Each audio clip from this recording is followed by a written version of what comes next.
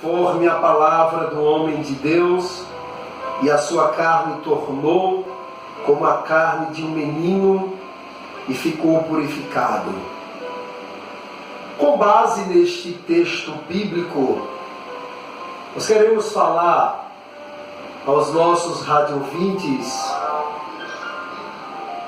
nós queremos falar aos nossos internautas sobre o seguinte tema. E claro que nós não teremos condições de concluir este tema hoje, mas se o nosso bondoso Deus permitir, teremos outras oportunidades. Queremos falar sobre Cristo no Antigo Testamento. Um dos ensinos fundamentais do Novo Testamento é que Jesus Cristo, o Messias, é o cumprimento do Antigo Testamento. O livro de Hebreus mostra que Cristo é o herdeiro de tudo que Deus falou através dos profetas. Hebreus capítulo de número 1, a Epístola Universal aos Irmãos Hebreus, capítulo 1, versículo de número 2, versículo 1 e 2, está escrito: havendo Deus antigamente falado muitas vezes e de muitas maneiras aos pais pelos profetas, a nós falou-nos nestes últimos dias pelo Filho, a quem constituiu herdeiro de tudo, por quem fez também o mundo. Glória a Deus. O próprio Jesus asseverou que viera para cumprir a lei e os profetas. Nós vemos isso em Mateus capítulo 5, no versículo de número 17. Após a sua gloriosa ressurreição, ele demonstrou aos seus seguidores, tendo por base a lei de Moisés, os profetas e os salmos, as três principais divisões do Antigo Testamento que foram escritos no hebraico, no texto original, que Deus predissera há muito tempo tudo quanto lhe havia sucedido. Nós vemos isso em Lucas 24, 25 e 27, e também versículos 44 ao 46. Leamos os versículos 44 ao 46. Nós estamos adiantando para ganharmos tempo, porque, claro, somos submissos ao tempo e à nossa programação. Lucas 24, versículos de número 44 ao 46. Veja o que Jesus falou. E disse-lhes: são estas as palavras que vos disse estando ainda convosco. Convinha que se cumprisse tudo o que de mim estava escrito na lei de Moisés. Isto aqui é o próprio Cristo falando. E nos profetas e nos salmos. Então abriu-lhes o entendimento para compreenderem as Escrituras. E disse-lhes: assim está escrito, e assim convinha que o Cristo padecesse e ao terceiro dia ressuscitasse dos mortos. Glória a Deus. Esta passagem bíblica é o momento em que Jesus está falando com os discípulos no caminho de Emaús. E ele disse: olhe, convinha que o Cristo padecesse. Era necessário, era prioridade, era primordial que o Cristo padecesse, porque está escrito nos salmos, na lei e nos profetas, que o Cristo haveria de padecer. Para melhor compreendermos as profecias do Antigo Testamento a respeito de Jesus Cristo, precisamos ver algo da tipologia bíblica. Aí queremos chamar a sua atenção agora para o tópico neste tema, Cristo no Antigo Testamento. Vamos falar no tópico princípios da tipologia. O estudo cuidadoso do AT, ou Antigo Testamento, revela elementos chamados tipos, do grego é typos, que tem seu cumprimento na vinda do Messias, que é o antítipo. Noutras palavras, há uma correspondência entre certas pessoas, eventos ou coisas do Antigo Testamento. E Jesus Cristo no NT, ou no Novo Testamento, note-se dois princípios básicos concernentes a essa forma de profecia e seu cumprimento. Primeiro, para um trecho do Antigo Testamento prenunciar Cristo, é preciso sempre analisar o referido trecho como um acontecimento na história divina da redenção.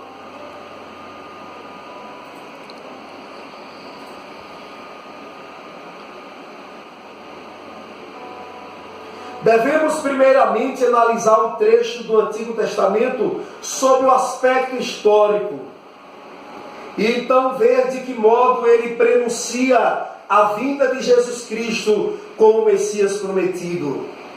Lembrando que nós estamos falando de Cristo no Antigo Testamento.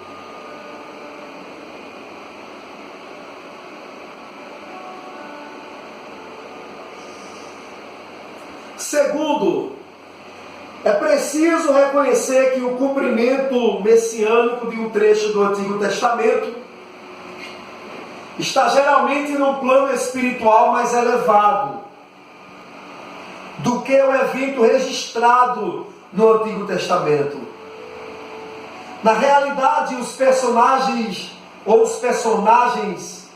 de determinado acontecimento bíblico, por certo, não perceberam que o que estava vivenciando era um prenúncio profético sobre o Filho de Deus, que um dia viria aqui. Por exemplo, Davi, sem dúvida, não percebeu que, ao escrever o Salmo de número 22, seu sofrimento era uma forma de profecia do sofrimento de Cristo na cruz.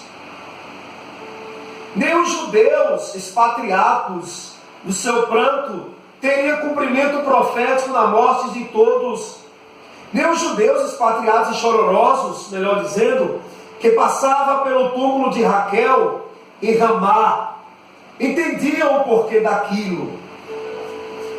Vejamos o Salmo de número 22, apenas alguns versículos.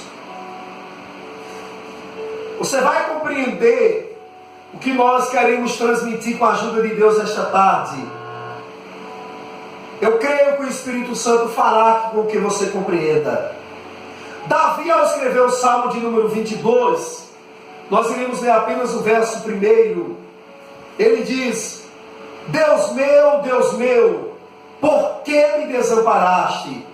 Ele faz uma interrogação. Por que te alongas das palavras do meu bramido e não me auxilias? Outra interrogação.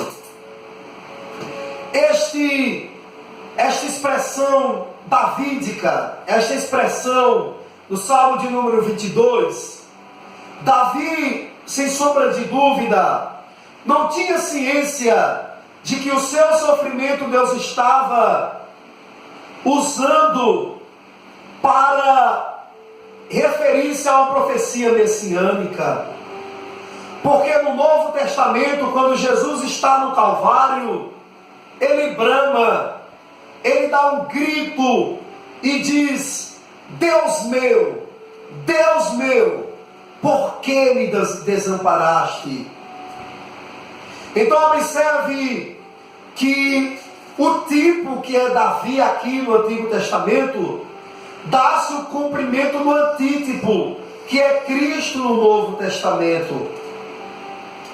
Em Jeremias 31:17, os judeus não entendiam o porquê daquela profecia, mas ela se cumpre em Mateus 2:18, quando é ordenado que toda criança a menos de 2 anos fossem mortas. Quando Herodes, temendo a vinda de um rei, ordena que as crianças deveriam morrer. Aí lá em Jeremias 31:15, fala sobre a dor de Raquel, que chora pelos seus filhos, a dor inconsolável de Raquel. E o cumprimento ocorre em Mateus 2:18, quando todas as mulheres que haviam sido mãe recentemente, que tinham seus filhos de 2 anos abaixo, estavam chorando por toda a cidade, pranteando em dor. Então nós estamos falando Cristo no Antigo Testamento. Algumas profecias, é claro, não todas, porque são muitas. Algumas profecias que estavam apontando para um Redentor. Aleluia! Quase sempre, só à luz do Novo Testamento, é que percebe-se que um trecho do Antigo Testamento é uma profecia a respeito de nosso Senhor.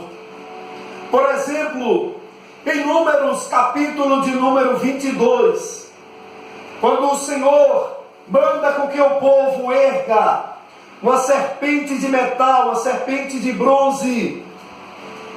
Por quê? Porque o povo havia pecado e o Senhor havia enviado serpentes para punir o povo.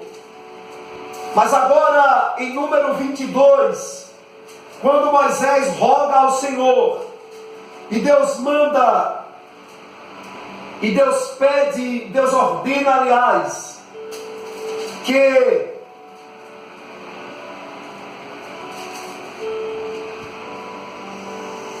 em Números capítulo 21, melhor dizendo, Deus ordena que levantasse uma serpente de bronze. Aquela serpente estava apontando para Jesus. Muitos não entendem essa passagem e pensam que o Senhor estava ali dando entusiasmo ao povo ao ato idólatra. Mas pela exegese do texto, pela hermenêutica do texto, Deus estava apontando para Jesus no Calvário, porque está escrito que todo aquele que olhasse para ele seria ou será salvo, lá em Romanos. Então, quando Moisés ergue aquela serpente, aquilo é um tipo de Cristo. E no Novo Testamento, quando Cristo é erguido na cruz do Calvário, ele é o antítipo. Eu creio que estamos falando em uma linguagem em que todos compreendem, em que todos entendem. Números 21 era uma profecia referindo-se ao Messias. Estamos falando de Jesus no Antigo Testamento. Vamos falar agora sobre as categorias de tipos proféticos. Há pelo menos 4 formas pelas quais o Antigo Testamento prenuncia e profetiza a vinda de Cristo para o Novo Testamento. Primeiro, a primeira forma é pelos textos específicos do Antigo Testamento citados no Novo Testamento. Certos trechos do Antigo Testamento são manifestamente profecias sobre Cristo, porque o Novo Testamento os cita como tais. Por exemplo, Mateus cita a profecia de Isaías 7,14, para comprovar que o Antigo Testamento profetizava aí o nascimento virginal de Cristo. Veja rapidamente Isaías 7,14. Você que tem um exemplar bíblico, acompanhe conosco. Isaías 7, e 14. Veja o que o profeta Isaías diz no capítulo 7, versículo 14. Portanto, o mesmo Senhor vos dará um sinal. Eis que uma virgem conceberá e dará à luz um filho, e será o seu nome Emanuel. Glória a Deus. Esta profecia, ela se cumpre em Mateus, capítulo 1, versículo de número 23. Vejam que o evangelista Mateus registra no capítulo 1, verso 23. E eis que a virgem conceberá e dará à luz um filho, e ele será chamado pelo nome de Emanuel. E Emanuel traduzido é Deus conosco. Aleluia. Então observe que há pelo menos 4 formas pelas quais o Antigo Testamento prenuncia e profetiza a vinda de Cristo. Primeiro é o texto específico do Antigo, citado no Novo Testamento. Como por exemplo esse qual citamos, Isaías 7,14 e Mateus 1,23. Veja ainda o profeta Miqueias, capítulo 5. Profeta Miqueias, no capítulo 5, verso de número 2.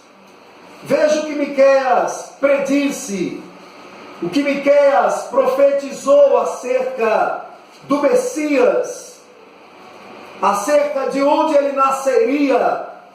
Miqueias, milênios de anos antes de Cristo.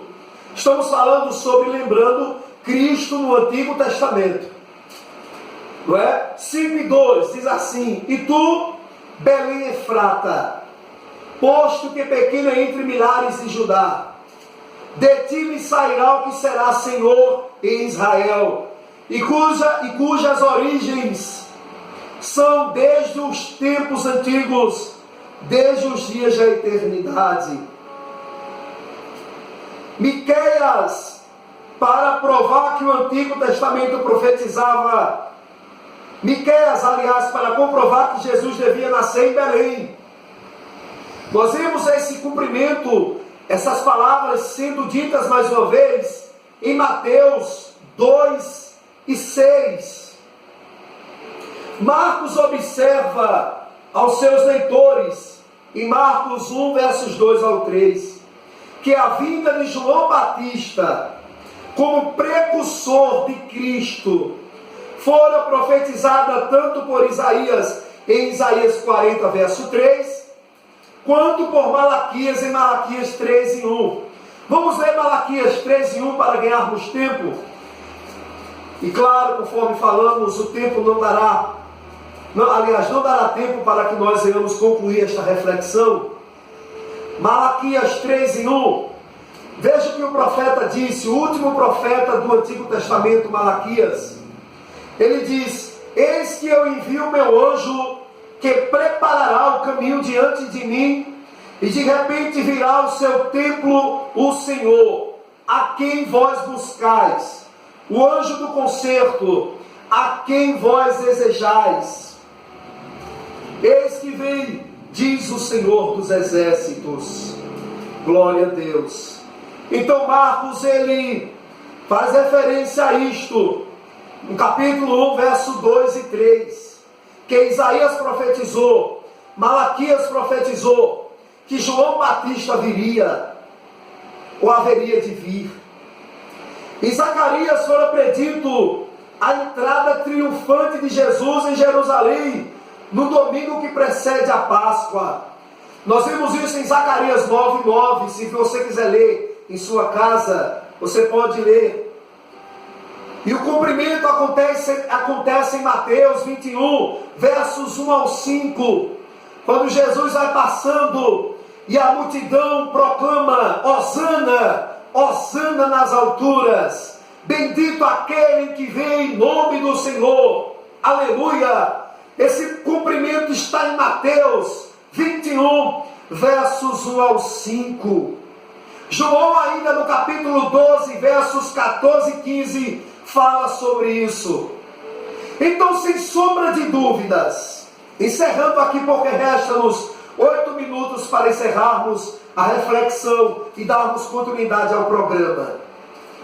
Sem sombra de dúvidas, Jesus, ele não aconteceu por obra do acaso. Jesus, ele não aconteceu por uma coincidência. Jesus não veio ao mundo simplesmente por vir. Jesus não fora um ser criado qualquer. Deus, desde o Antigo Testamento, em sua onisciência, em sua presciência, já estava preparando o Cordeiro, já estava preparando o Messias. E lembrem-se que nós, com a ajuda de Deus, estamos falando sobre Cristo no Antigo Testamento. Em outra oportunidade daremos sequência ou continuidade a este tema, que claro, o tempo não permite que a gente vá adiante. Jesus, ele fora predito desde Gênesis 3,15. Observe ainda, vamos ler Gênesis 3,15 rapidamente. Quando o homem cai, quando o homem peca, desobedece ao Criador, o Senhor, ele profetiza pela primeira vez em toda a história que enviaria o remidor. Porque ele diz, referindo-se à serpente: e porém inimizade entre ti e a mulher, e entre a tua semente e a sua semente, esta te ferirá a cabeça, e tu lhe ferirás o calcanhar. Aleluia!